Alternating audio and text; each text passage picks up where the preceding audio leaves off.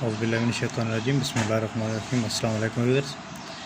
आज हम स्टार्ट करने जा रहे हैं जी 9th क्लास की मैथ।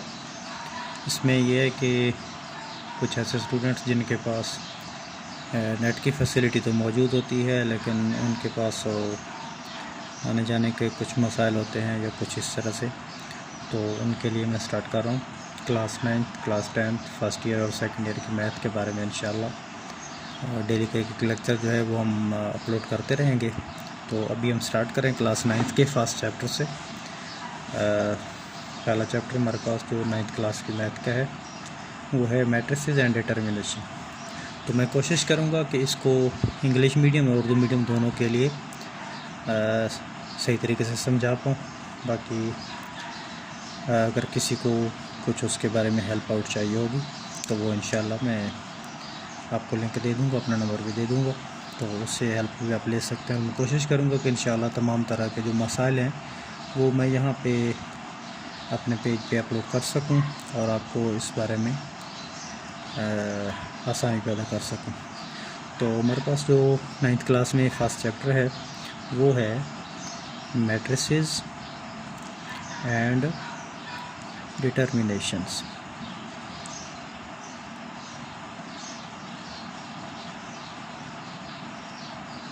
तो इसमें सबसे पहली चीज़ जो है, जो क्लास 8 से पास हो गए 9th क्लास में स्टूडेंट हैं, उनके लिए सबसे पहली चीज़ जो है वो है मैट्रिक्स। मैट्रिक्स है क्या असल में, इसके बारे में हमने जानना है।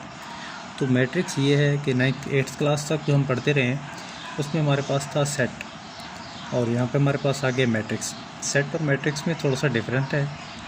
सेट में हम जो भी एलिमेंट्स लिखते हैं वो सारे एक ही लाइन में लिख सकते हैं, उनको जब सेपरेट करना होता है तो कॉमा की मदद से अलग अलग करते हैं। जबकि मैट्रिक्स में हमने जो लिखना होता है उसमें कॉमा नहीं इस्तेमाल होता, और एक से ज़्यादा लाइंस भी हो सकती हैं।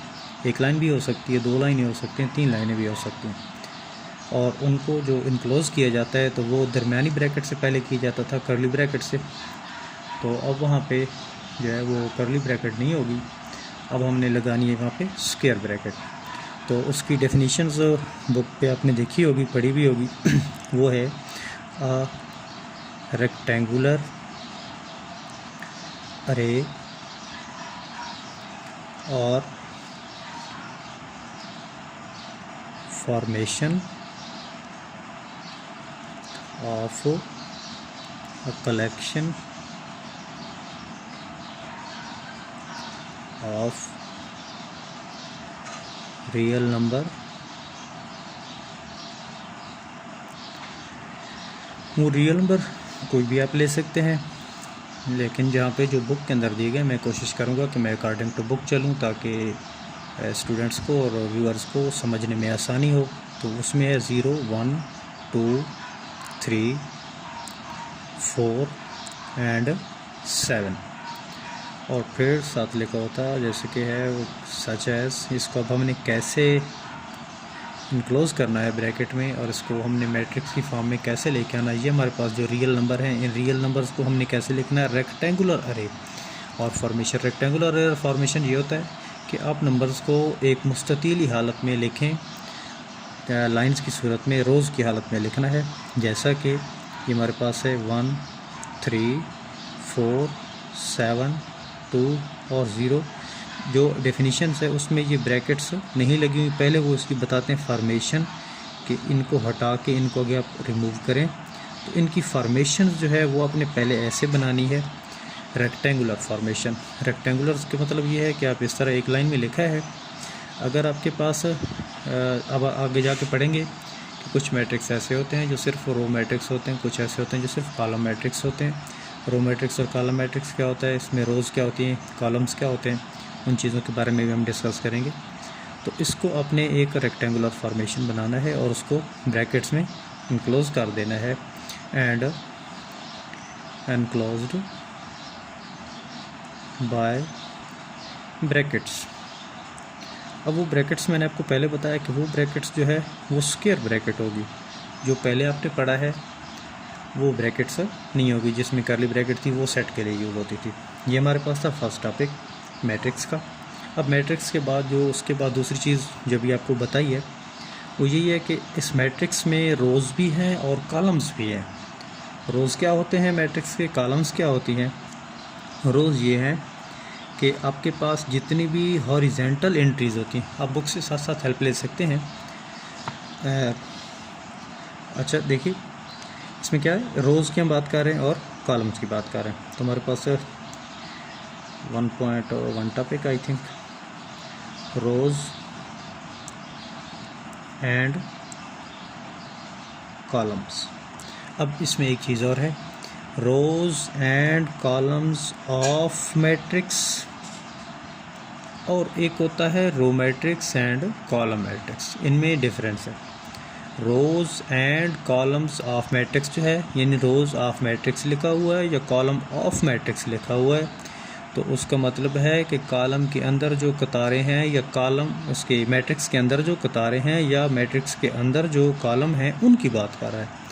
जबकि रो मैट्रिक्स और कॉलम मैट्रिक्स ये होता है कि ऐसा कॉलम ऐसा मैट्रिक्स जो सिर्फ एक ही कॉलम पर मुश्तमिल हो, या ऐसा मैट्रिक्स जो सिर्फ एक ही रो पर मुश्तमिल हो, उसको रो मैट्रिक्स कहते हैं। जो एक कॉलम पर मुश्तमिल हो उसको कॉलम मैट्रिक्स कहते हैं। Rows and column matrix, columns of matrix जो हैं उसमें यह है कि ऐसा आपके पास कोई भी एक कॉलम आ जाए, कोई भी एग्जांपल पे आप ले सकते हैं। हम सेम वही कॉलम ले लेते हैं 1 2 3 7 2 और 0। अब इसको अगर आप देखते हैं तो इसमें हमारे पास यहाँ से देखते भी हमें पता चल रहा है कि एक हमारे पास ये रो है और दूसरी हमारे पास ये रो है। इसको हम रो को R1 और R2, रो R से स्टैंड करता है तो रो को हम शो कर रहे हैं R1 और R2, ये हमारे पास रोज़ है। तो रोज़ क्या होती हैं? Horizontal entries. कौन सी जी? हॉरिजेंटल एंट्रीज़ जो हमारे पास होती हैं, नंबर ऑफ़ हॉरिजेंटल एंट्रीज़, वो कहलाती हैं रोज़ ऑफ मैट्रिक्स कहलाती हैं। और दूसरी चीज़ हमारे पास है कॉलम।